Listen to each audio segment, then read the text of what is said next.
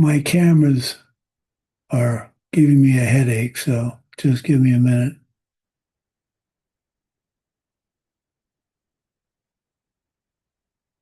Let's see.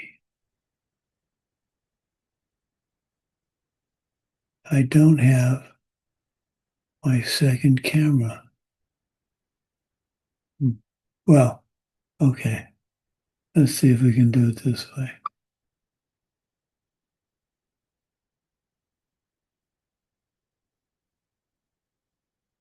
Hmm.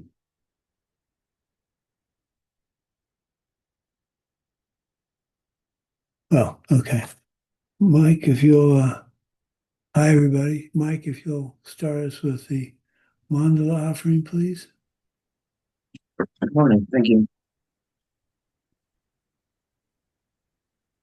Sashi Koki Jokshin Metsotron Rira Likshin De Genpadi Sange Shindu Nikse Uwardi Jokun Nandakshin La Druparsho Yangu Samnya Sayami.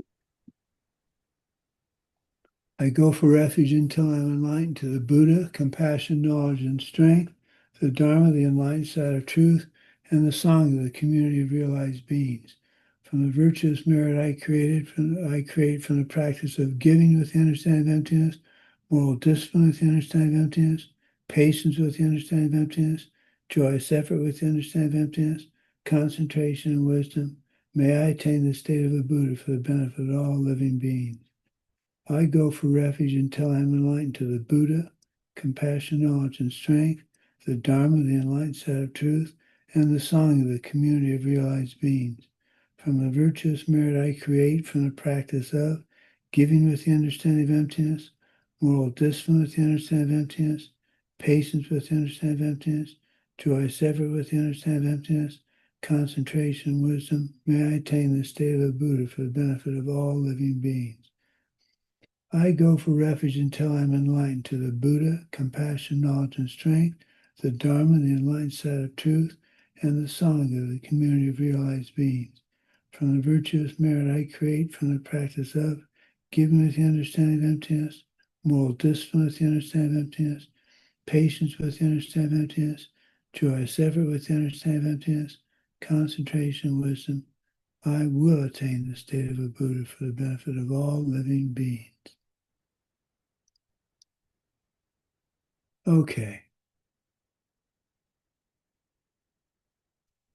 I'm still thinking about this camera thing, so just give me a minute.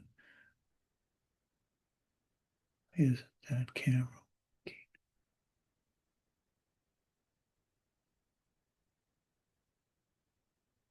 Hmm.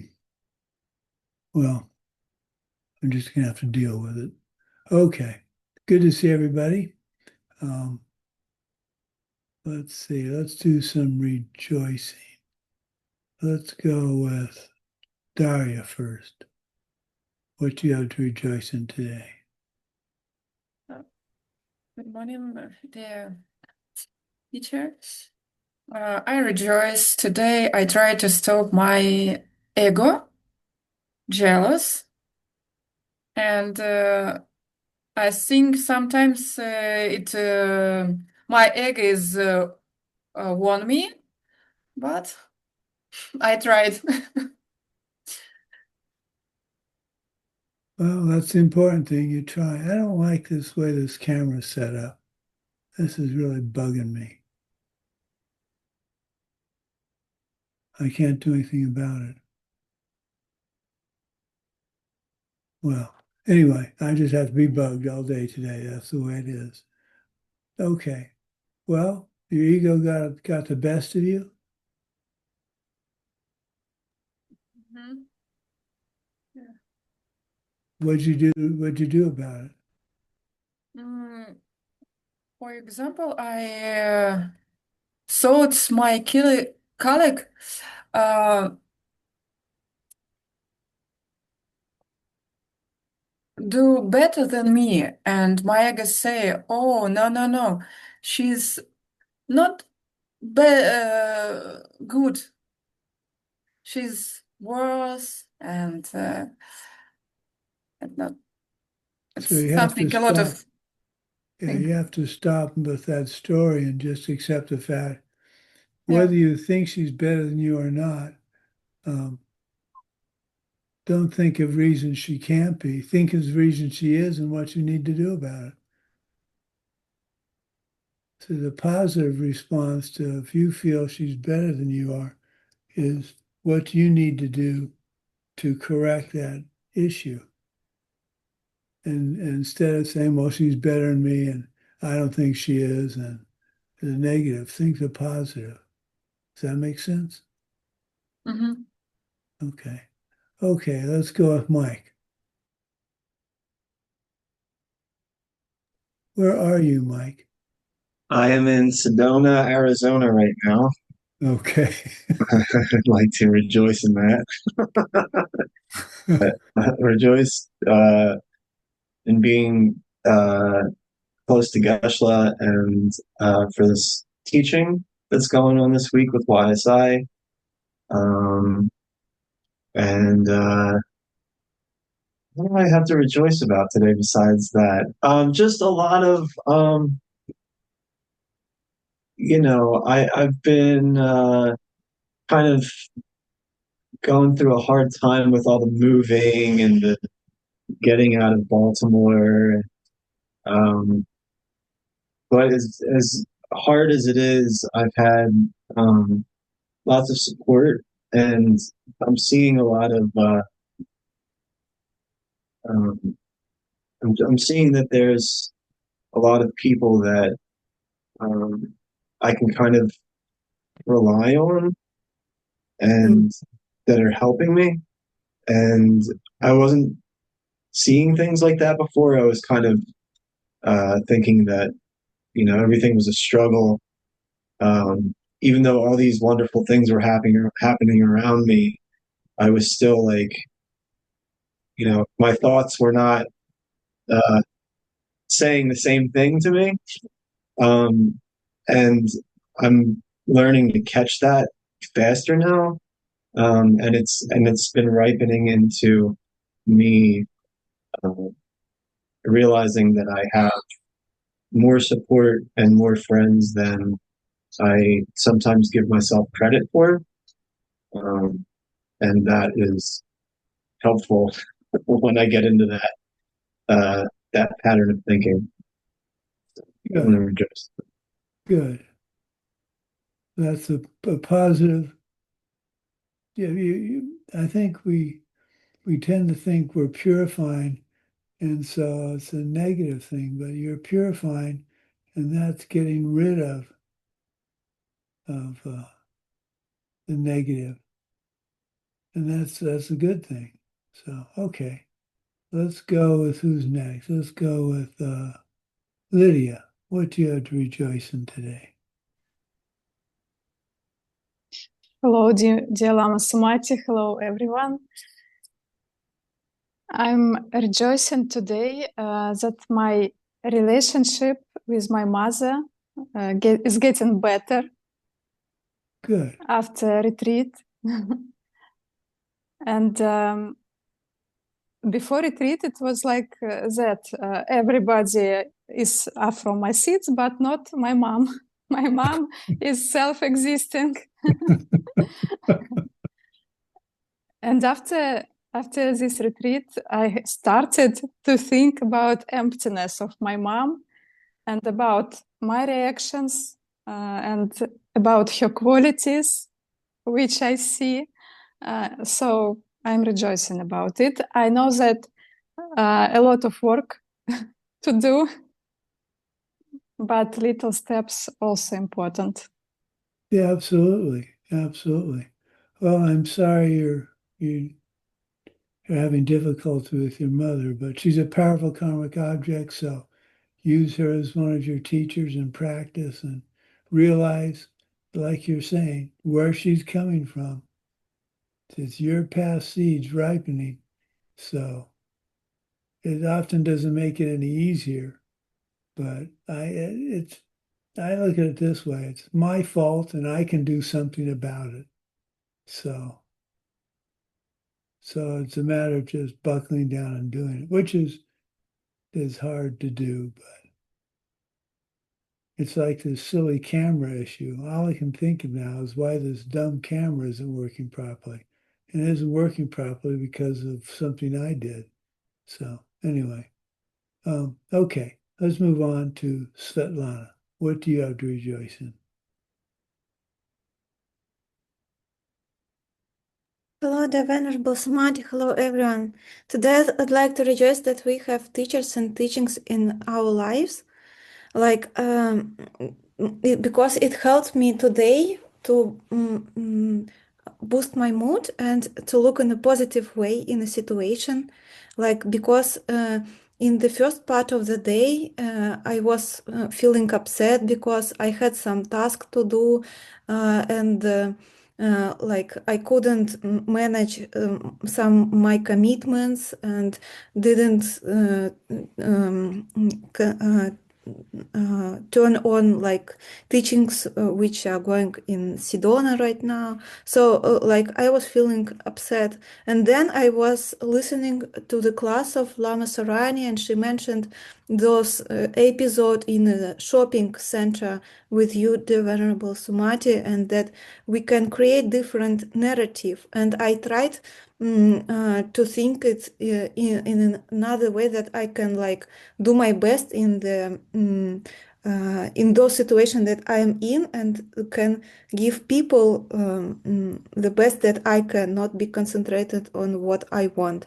And it changed my focus.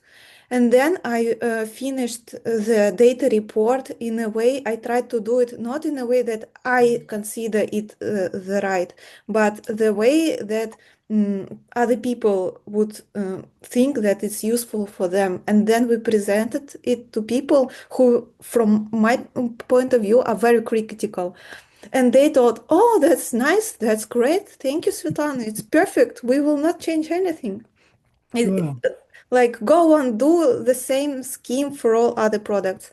And the way that they praised me, maybe because I praised other people before, and this attitude of giving ourselves to those who we can in a given situations helped me to manage it. And I'm rejoicing in these teachings and dedicate that everyone can transform the suffering existence into Buddha paradise. very good. That's precisely the idea of putting into practice what we're teaching. Do it from well, what do they want rather than what you want? Well, you want what they want to be happy. So rather than decide what they want to be happy, you need to find out what they want to be happy. And if it means giving credit or rephrasing what you're doing such that they'll like it and think it's coming from them or their ideas, who cares? As long as you're making them happy in a moral and ethical way. So very good. That's a tough one to keep in mind, but very good. Okay, Oksana, what do you have to rejoice in?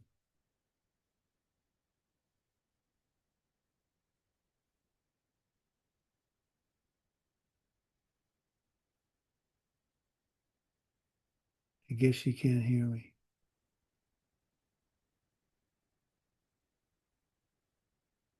Anna, what do you have to rejoice in? Hello, dear Venerable Sumati. Hello, everyone. Thank you for opportunity to rejoice. I rejoice about my mom. She got the results of some medical tests today, and the tests are good. The results are good, even better than she was expected. That's So very good. I'm very glad about her, and I do Tonglen for her on a regular basis. So I'm very happy.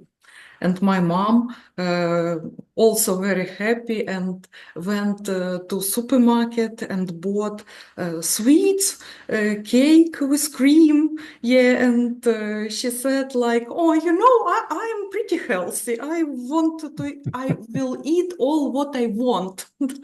Yeah, good for her. So, yeah, Good thank for her. you. That's my kind of mom. That's what I do when something successful happens. I go have some M&Ms or something I'm not supposed to have. So, okay. Tatiana, do you have anything to rejoice in? Yes. Thanks for the opportunity for sharing.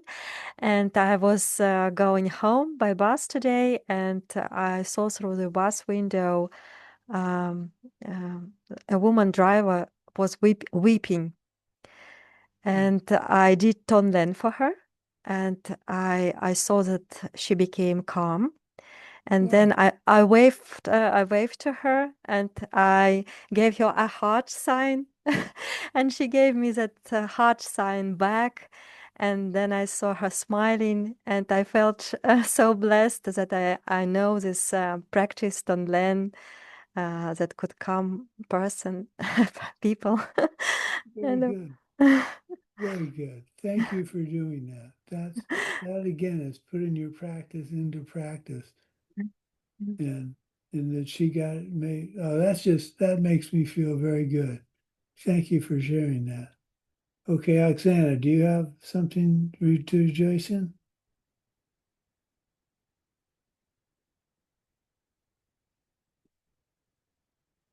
You're Оксана. muted. Да, поделюсь. Да, тему мам начали, и я тоже хочу порадоваться. we began with the mom's topic. Прекрасная идея, спасибо. Тему подняли такую, я радуюсь, да. Я рада, что я вас вижу, мой учитель, всех вас, мои дорогие. I'm very happy that I see you, a teacher, all of you.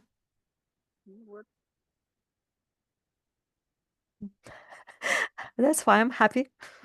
Oh, well, good. Хорошо. Yeah, good.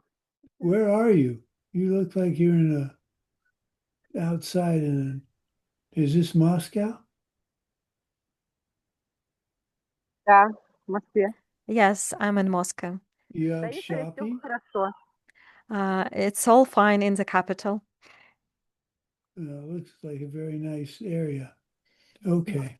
Now, did I skip anybody? I don't think so. Me. Well, what do I have to rejoice in?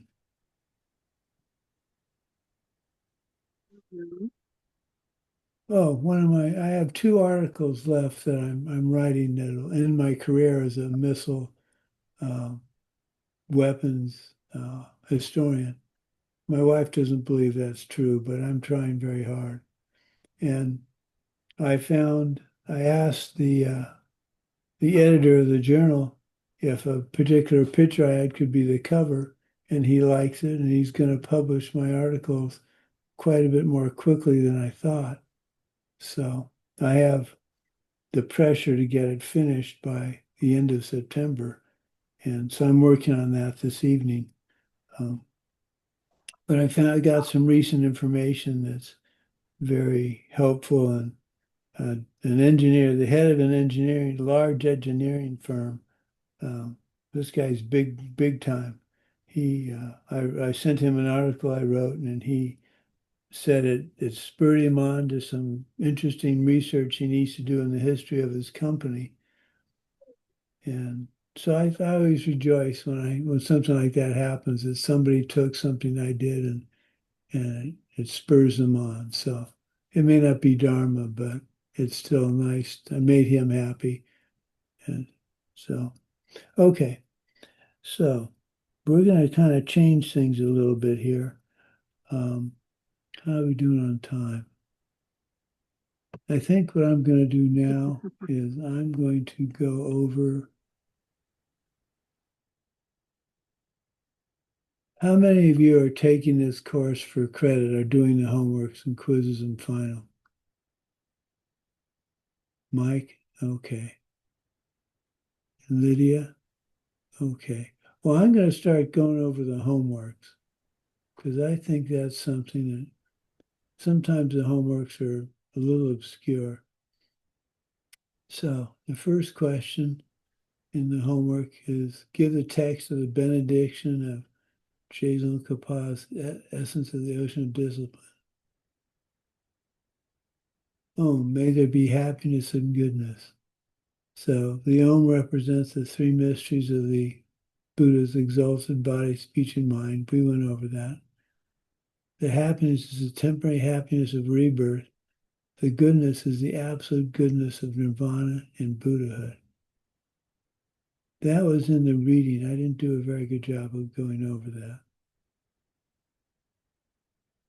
The opening lines of his text, he mentions the vows of individual freedom.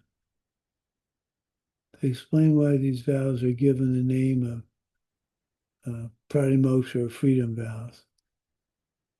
And we have the quote from Master Quicksilver, Master Gulchu Dharmabhadra, that those who keep the freedom vows will reach freedom, and those that don't won't.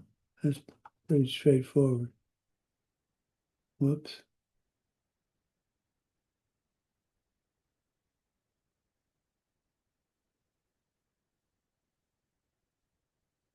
Okay. Where'd you guys? Okay. Okay, number 3.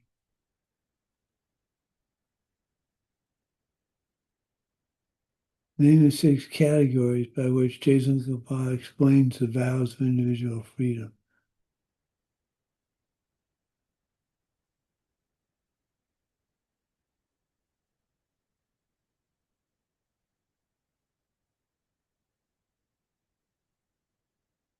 The 6 categories are the vows' basic nature, and they're divided into 8 types. The individual descriptions, which we'll be going through today, who can take them, how they are lost, the benefits they give when you keep them properly. Give a general description of the vows of individual freedom by directly quoting the relevant 2.5 lines of Geshe Michael's root text. It's turning away from harming others and its basis caused by the attitude of renunciation.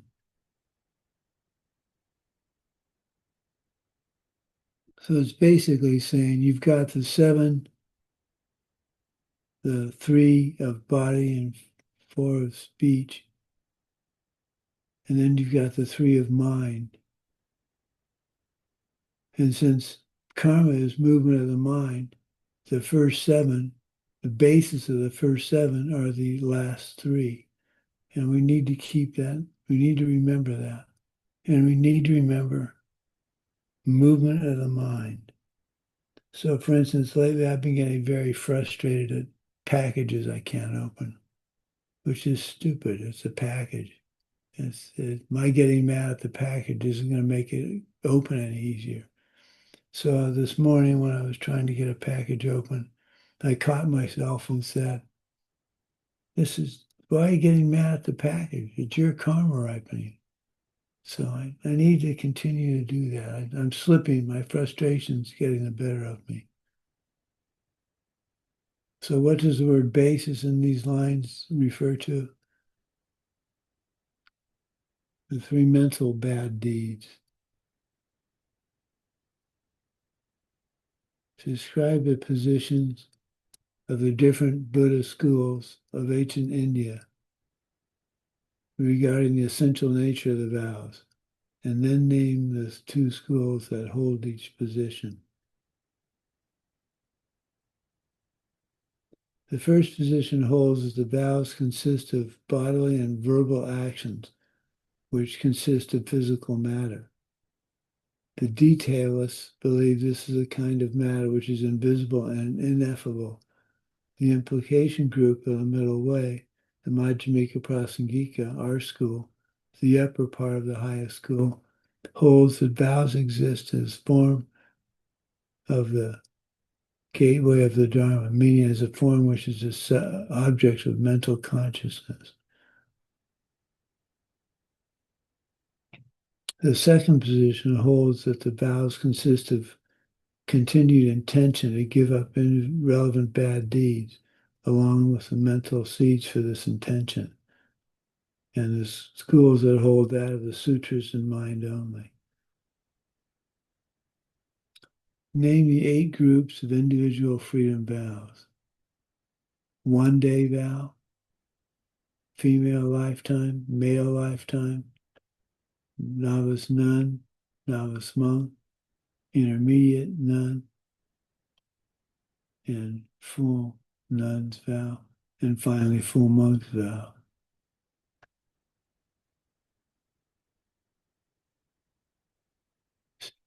So today, let me get, here we are. We're going to go through a description of the freedom vows. And then I want to spend some time on the refuge commitments, because I don't think enough time is spent on that. So, description of the freedom vows. The 8 kinds can be divided into 2 groups. 3 sets that belong to those still living at home, the lifetime layman, laywoman, and 1 day vows,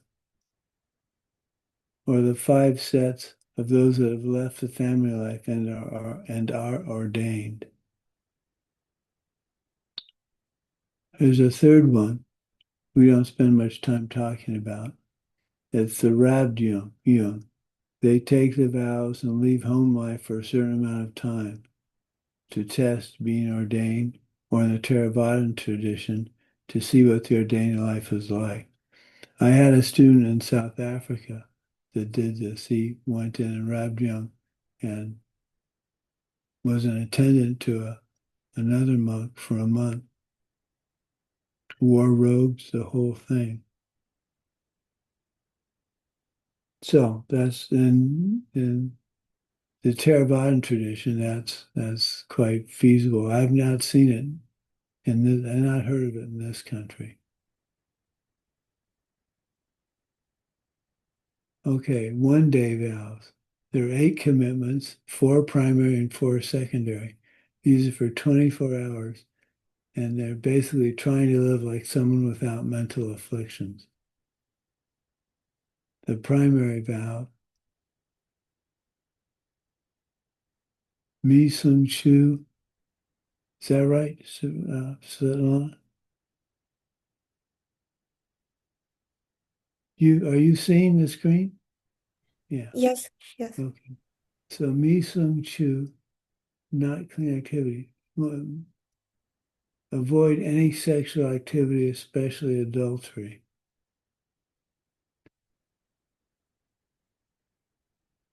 The idea is that it's not that sexual activity is unhealthy or unclean, rather that it carries so many mental afflictions and ignorant desire. It's interesting this is brought up in classes today and this week, because 2 of my students in South Africa are dealing with adulterous situations in their siblings' marriages. And one husband's been cheating on his wife since they got married. Why would you get married? And then, anyway. So that's why adulteries, the sexual activity they talk about. Majin Len, not taking what's given. To take what has not been given, which is stealing. Now, we've talked about that. How do you what do I mean by not given? Geshe says anything of value, something that you have not been given permission to take, something you feel that you stole it. You can take a box, a pen from work versus a box of pens. If you find yourself rationalizing an action, chances are you're taking something that has not been given. So Mike very generously stayed at our house for the month we were in Europe. And there's some stuff that he left when he took off to Baltimore. So before he took off to Baltimore, I made sure that anything in the refrigerator was fair game for me to eat. Now, did I have to do that? No. But if I ate one of his cheese sticks without his permission, and this sounds so trivial. I mean, it's almost laughable. It's silly. But karma works in strange ways. And if I hadn't asked, and he had those specially saved for when he got back, he'd look at that and go, well, he may own the house, but he didn't ask me whether he could eat my cheese sticks. It's just really silly, but it isn't. It's taking that which is not given. What's another good example?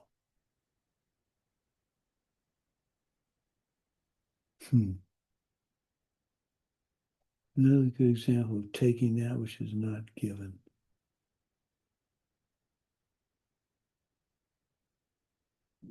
I can't think of one now, but keep, with all this, all these commitments and things, look for the detail, the subtlety. Okay, what's going on here? Can I add one thing for what you Sure. just said? Sure. You asked me before I left if everything was fair game. And that before you guys left, you said, feel free to help yourself to anything in the fridge or anything in the cabinets. And I didn't realize why you said that until I was looking for like spices or something, or like, I forget what I was looking for, but I had to like kind of dig around to find it. Oh, I think sugar. I was looking for sugar. And I'm like, oh man, I hope they don't mind me like looking through their cabinets, and I hope it's okay. And then I was like, oh, that's why they said to help yourself to anything, so I wouldn't feel like I was stealing or guilty Right. or whatever. So thanks. Well, it's funny, Mike, you mentioned that now, and what always makes me laugh about having someone stay in our house is finding dishes that they put in different places. There is a container with a pink top to it, which always goes in this one shelf, in this one cupboard by the Couldn't table. figure it out. And I looked there and it wasn't there. I thought, well, where did he put it? And finally I was looking above the sink and there it is. I'm going, well, that's not a bad place for it. It's just not the right place.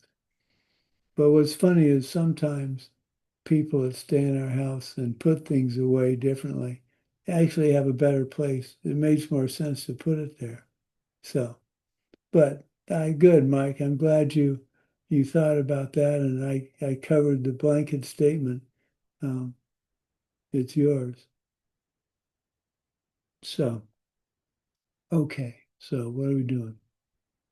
Next is life to cut, killing, taking any life most seriously as human or human fetus. All life forms, of all life forms, human have the greatest potential to study the Dharma and reach enlightenment in one lifetime. Next is speak false, speak lying. Worst is lying about your spiritual life and realization. Then the cedar bed too costly or high. This is out of sequence. So the secondary one is using expensive furniture. For one day, we're trying to live simply. So you would not prop yourself up on your fancy couch to watch a movie, or you would ride your bike to work instead of taking your fancy car. I'm not quite sure why furniture's listed that way, but number 6 of the 8, not drink alcohol or use intoxicants of any kind.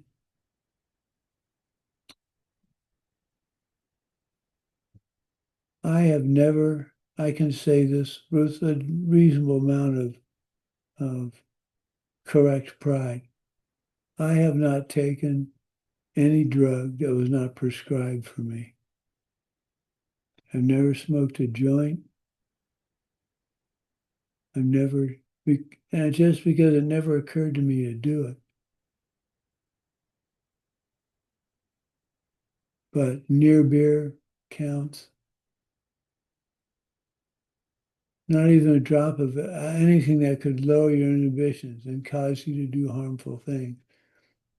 In the sutras, Lord Buddha says the amount of alcohol that could fit on the tip of a blade of grass, that's probably 100 microliters. Not very much. Number 7, car soak, trend soak, dancing, wearing flowers, singing, playing music, refers to activities that make you a little wild and silly and lead to wrong things. Now, this is where we talk about being mindful and usually talk about negative deeds. This is where I think I like to mention positive things. You can get so excited by some success you've had that you'll get a little wild, a little silly, and maybe have a drink of alcohol that you would not have normally had.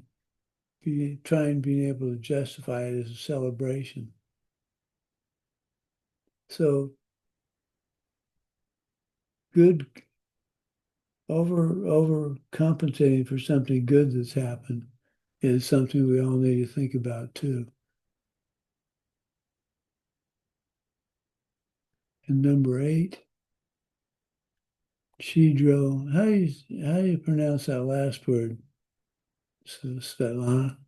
Case? Kase, I guess it's written as a pronunciation. It's alliteration.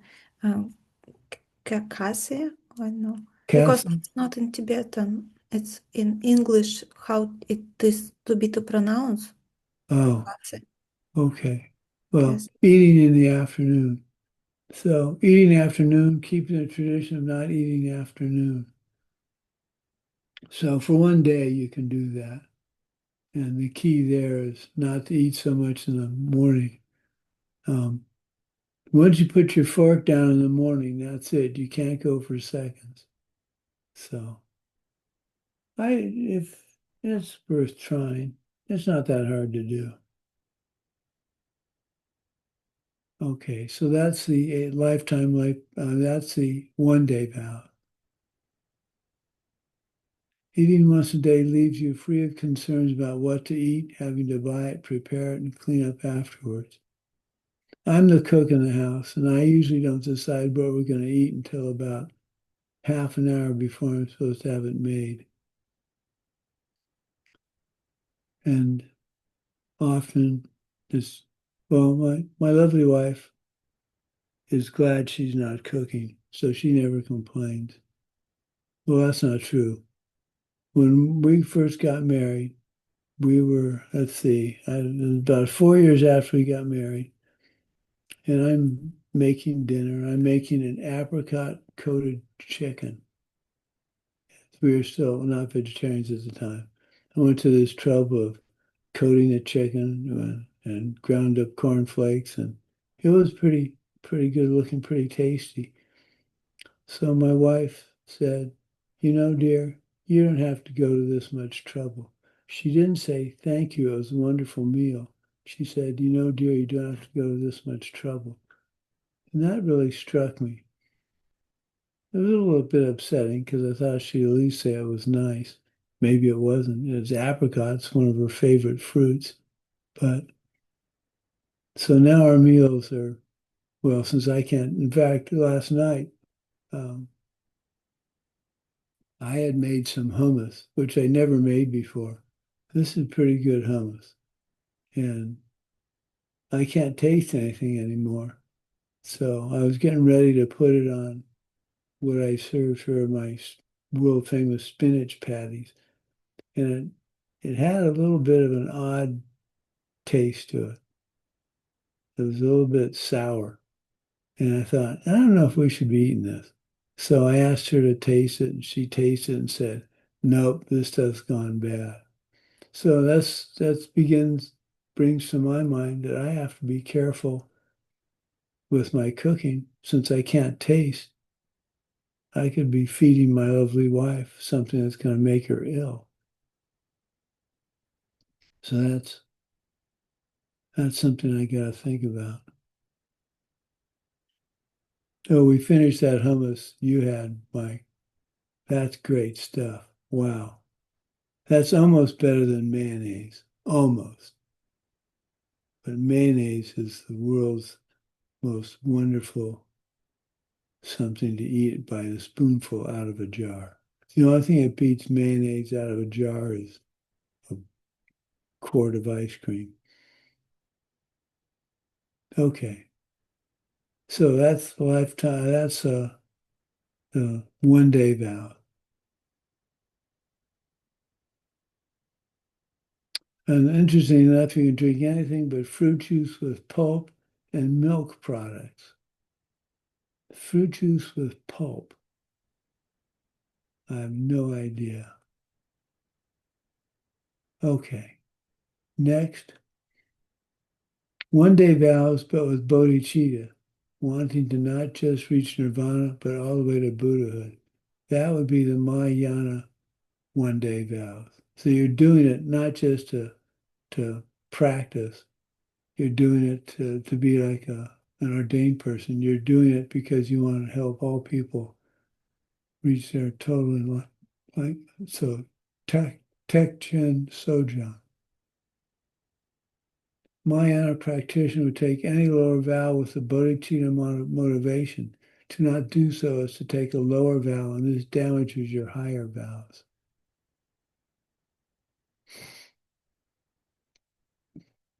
Our tradition says to take all 5 of the lifetime layperson vows. So they're reasonably easy to keep. First, don't kill another human or human fetus. Well, that's pretty straightforward. Ever. So you have to promise not to do that. Not stealing anything of worth. We talked about time. I think it's very easy to forget that time is a commodity in the sense that you can waste somebody else's time. So if I say I'm going to be teaching at 10, and then I say, well, make that 10:30, just out of nowhere, I'm basically stealing half an hour of your time because I'm not keeping with what I told you I would do. So stealing time.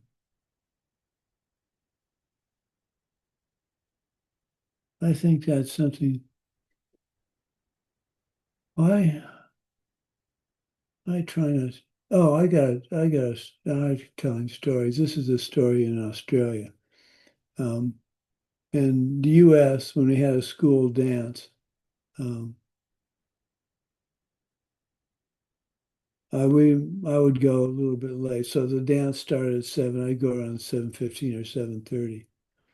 And so we're in Australia, and we're going to an Australian high school, and we're going to the first dance, which everybody's anticipated. These Americans are going to come to the dance and be American instead of Australian. They were very interested in that.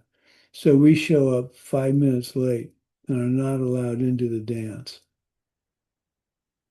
So 5 minutes late, we're stealing time from somebody, and the vice principal took great pleasure in telling us we couldn't attend the dance.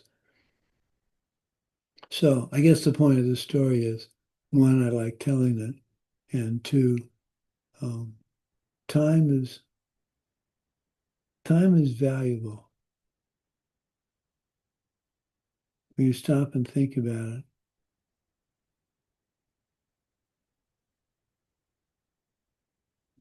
So, okay. Not lying about spiritual life out of desire to impress or gain favor. That's pretty straightforward. Not committing adultery, duh. Not taking intoxicants. Our tradition, like I said, says to take all five. Others say take those which you can keep. For the most part, I've only given lifetime layperson vows with the intoxicant one, not.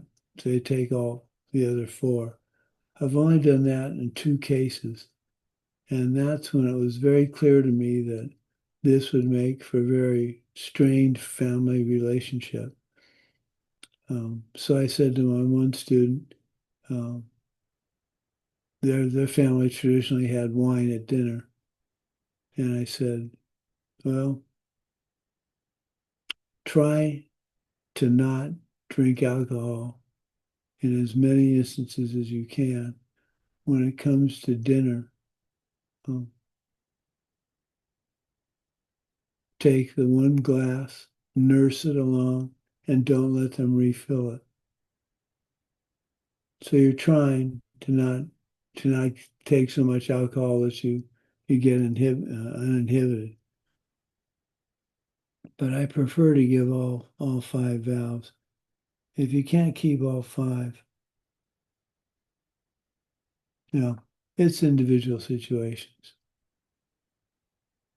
Okay, next, an additional aspect of long life.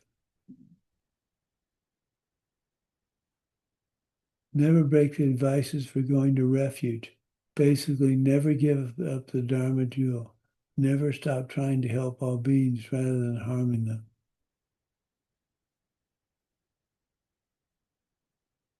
Long life layperson vows. Okay, so we're going to go through the refuge. At this point, this is what spurred me on. I'd like to go over the refuge commitments. You all got a piece of paper with those listed. Were they translated, Svetlana? Not yet, I'm sorry. Okay. Well, we'll go through them, and the Russian speakers will hear the interpretation. You'll get a copy from Svetlana when she gets a chance. I've developed a bad habit, which I hope to break this weekend. I send Svetlana things to translate the night before class, and I forget that she has to sleep. So, okay, here we go. Refuge commitments. There are 12. Not seeking refuge in worldly objects and deities once you've taken refuge in the Buddha.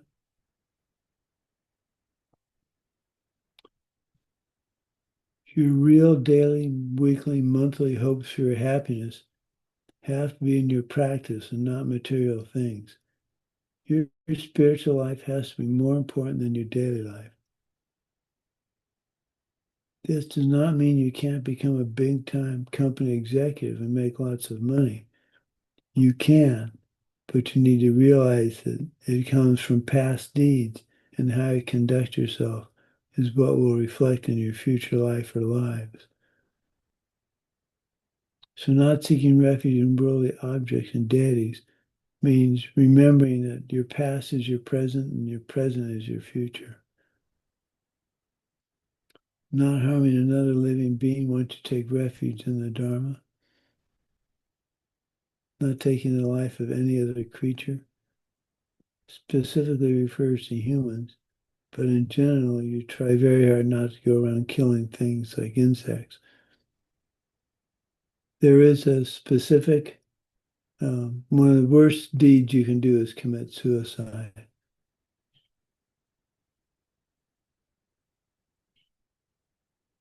Number 3, not associating closely with people who do not believe in the path once you've taken refuge in the Sangha. Philosophically, not associating closely with people who believe this is all mumbo jumbo and can't really help you. It doesn't mean you reject friends that don't agree with you. It means you don't spend as much time as you might have. If all you do is talk about football, then maybe that's a friendship that can be put on a little bit more distant relationship. Number 4, consider any representation of the Buddha, regardless of the quality of its artistry or material, as though it was a Buddha himself. Respect images of the Buddha and other deities. Don't use them as coasters. You're not taking refuge in a photograph or a painting or a statue. You realize these are images of beings that do exist, and like the photograph of your wife or children, you do not treat them haphazardly. Don't pile books on top of them. Don't walk over them. One of the tantric vows is to not walk over Dharma material. So you don't have tantric vows, but I suggest that you follow this one very carefully. Number one, if you have reading material, you're at a teaching, you have reading material, it's anything that mentions the Dharma, you don't put that on the bare ground. You put that on a piece of cloth, a brocade, a towel, a yoga mat, something so it's not on the actual ground. And number two, you don't walk over Dharma material. You don't step over an open book of Dharma material. You don't step over a closed book on the Guide to Bodhisattva's way of life. You walk around it. So I urge all of you to keep that in the forefront of your mind when you go to a teaching. It's respect is what it is.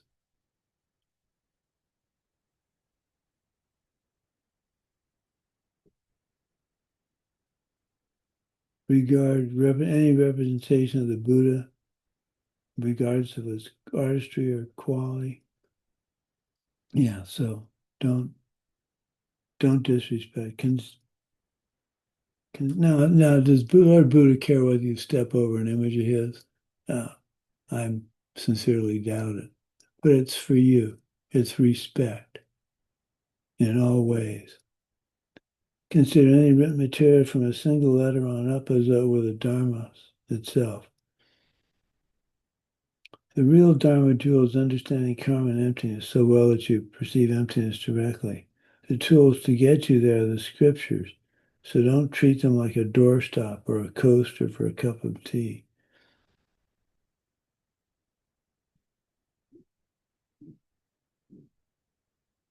So how do you get rid of written Dharma material? Well, the proper way is to burn it. So you can't light a match every time you're getting rid of a page of Dharma. So what you do is you collect it. We collect it in a bag we call a Dharma burn bag. And then when there's a fire puja at Diamond Mountain, we take it down, participate in the puja, and burn our Dharma burn material. But if you can't burn it, put it in a clean plastic bag, trash bag, and put that in the trash. You don't throw it into the trash unprotected. And this is, again, the paper doesn't care. Lord Buddha undoubtedly doesn't care. This is out of respect for the material.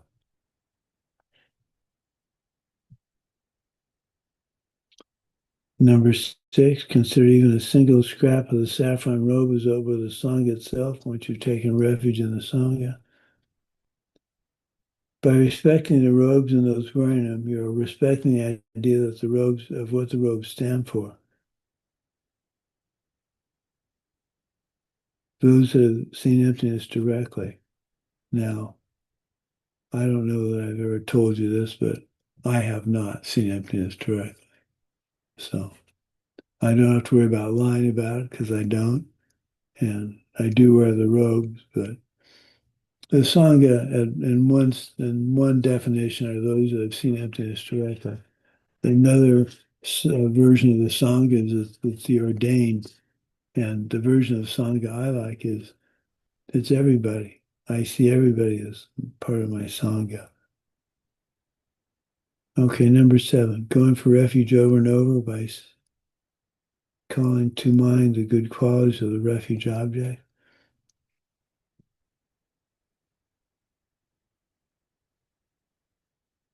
Think about karma and emptiness all day. Why wouldn't you? Go for refuge at that moment when you're ready to think it's my karma but instead of my karma so. Number 8, in remembrance of their kindness, offer the first part of any food or drink to the refuge object. Every time you eat or drink something, remember to think about the 3 jewels. Since we eat and drink nearly constantly, we have plenty of opportunity to be mindful here.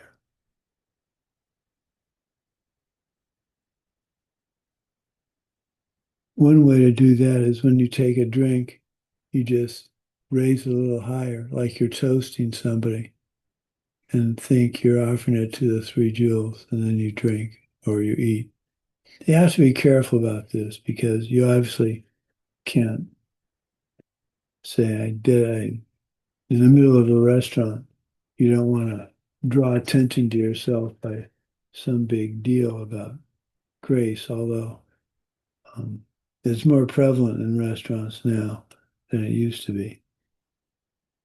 So the shortest blessing for your food is Om Ahum, Om Ahum, Om Ahum. So if all else fails, you can say that under your breath. We have a grace. Let's see if I have a copy of that here. No, I don't. Let's see. Encouraging others to take refuge. When the time comes when you think another person is ready to learn about taking refuge, talk to them about it. We don't go around proselytizing about our practice. If you're annoying people by talking about how your beliefs are superior to theirs, you're not practicing well at all.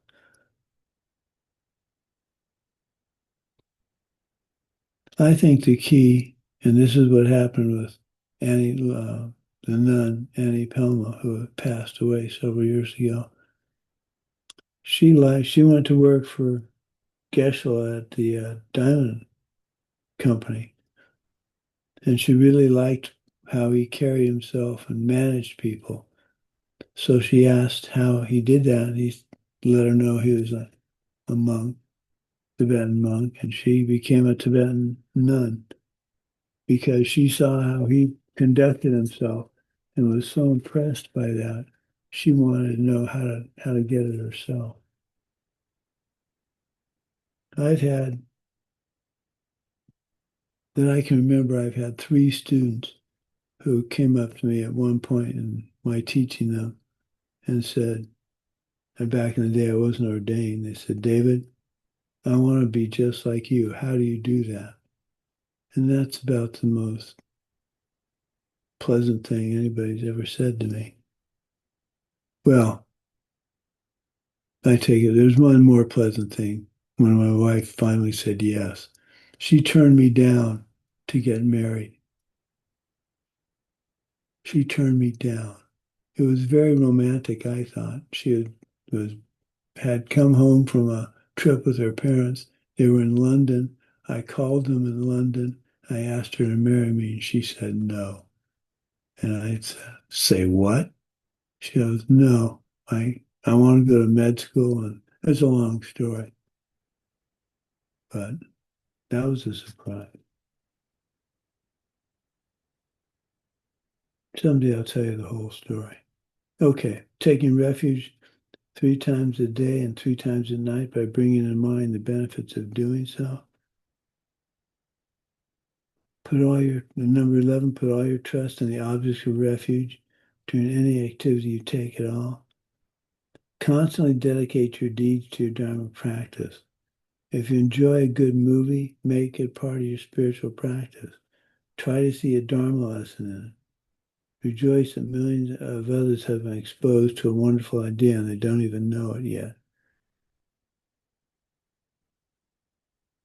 Number 12, not giving up the 3 jewels, even if it would cost you your life, and in every situation from then on down to doing so in jest. Never forget the 3 jewels are your ticket to your Buddha paradise.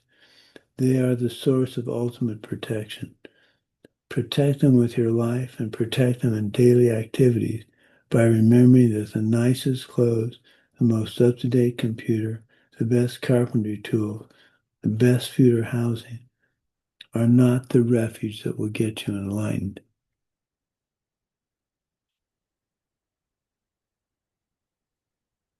So that's a review of your refuge commitments.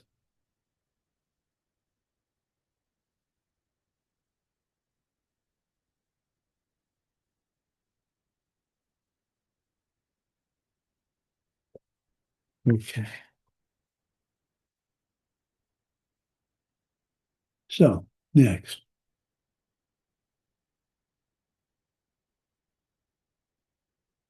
So, lifetime layperson vows, that's what LLPV stands for. Anytime you instigate someone to do one of the five, it's the same as you're doing it. Now, it's interesting that we mentioned that because if someone does something, we've been told that we only can get the karma from having done something ourselves. So this contradicts that. Anytime you convince someone to do one of these five, is the same as us doing it. So we would reap the same karma. But they're doing it, not me. So how do I reap that karma? That's a good question I don't have an answer to. But as is most of the case, when I don't have an answer to a question, I just don't do it. So I don't instigate someone to do it. I don't say, go kill that bug.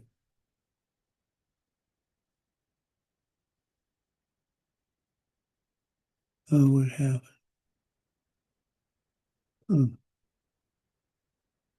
hang on a minute.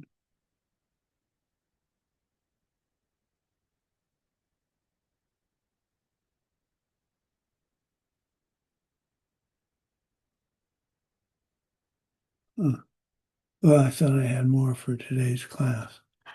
We'll get into the ordained material next class. Okay, so it's 11. Do we have any question about any of these vows? Again, don't see them as onerous. See them as a way to lead you along your long rim, your steps to enlightenment. Oh, I was going to ask you to, I did ask you to think of what telling the white lie means. Does anybody remember? Did anybody have an opportunity to tell a white lie? Oh, okay, Mike. I did. I actually I remembered this last night when I was having a conversation with my friend, and he was asking me about teaching and how many people were here. And I was like, oh, there's probably 50 people in person. And then I was like, wait a second, I don't know if there's 50. And then I said, you know what, maybe there might be like 40, like 30 to 40. And I kept on going back down. And I actually said to him, like, I caught myself because I was explaining, like, you had asked us for homework to watch Yeah, for places where we're like lying or exaggerating or something. I'm like, so I'm going to use this for my homework, and I think he got a kick out of that. So well, good. Well, but again, it's so much of this seems so trivial. You're saying it's your karma, but who cares whether there are only 40 people instead of 50? But if you don't take the time to be careful about what you say, think, or do, you're going to slip into being careless. So yeah, I mean, whether there were 40 or 50 people at the teaching, um, just be honest.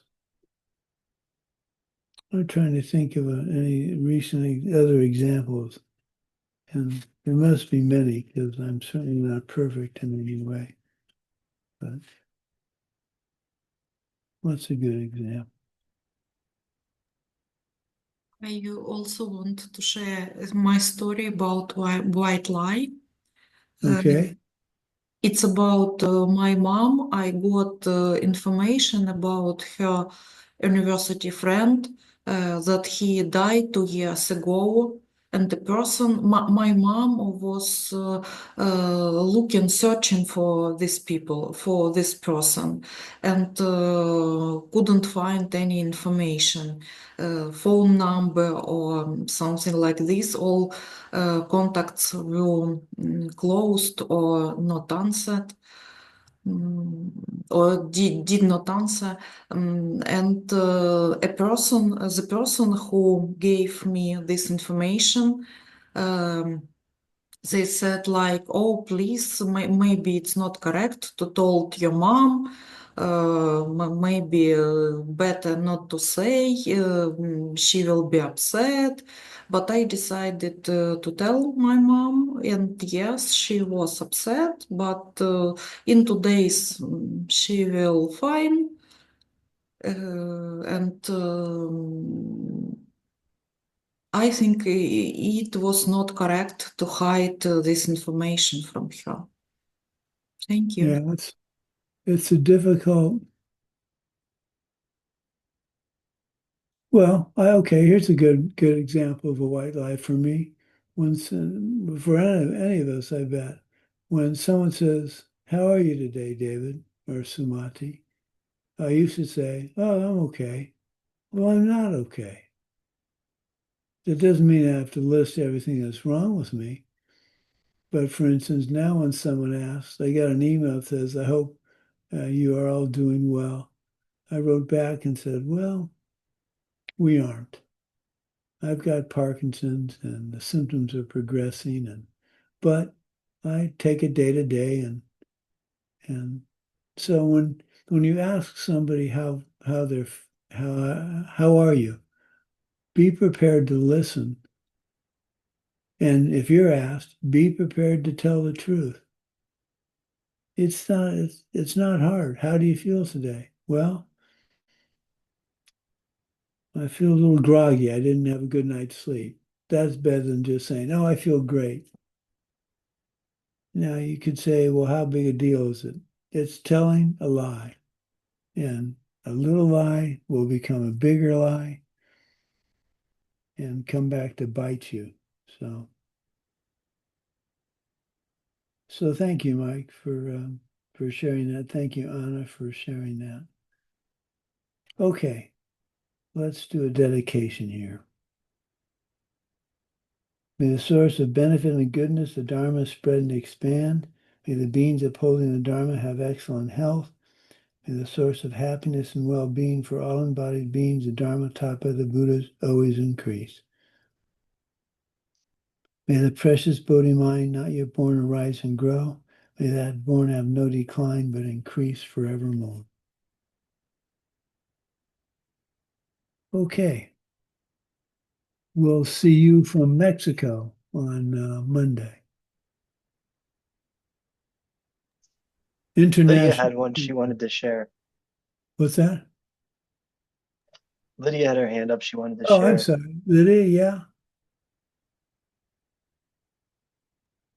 Oh, thank you very much. If I can. Sure. Tatiana, could you help me? I will speak in Russian. Это пример белой лжи. This is an example of white lie. Моя тетя монахиня православная. My aunt is an Orthodox nun. И однажды, когда она узнала про то, что я интересуюсь буддизмом, она позвонила мне. Once she learned that I'm interested in Buddhism, she phoned me.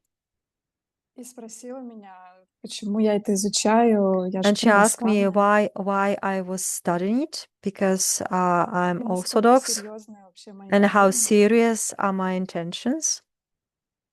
И я тогда сказала, что, я просто читаю, просто мне And это I said интересно. that I'm just interested in И the я до sense, сих пор I'm думаю, just что я reading. сказала неправильно, хотя я это And сделала, I чтобы, think that I травмировать didn't её. tell her the truth, not to И traumatize вот her. это мой пример. And this is my example. No, good. you know what to say next time. And that's the important thing. You caught yourself and you can take care of it the next time. Very good. Okay. We'll see you all on Monday. Bye-bye. Thank you very much. Thank you very much.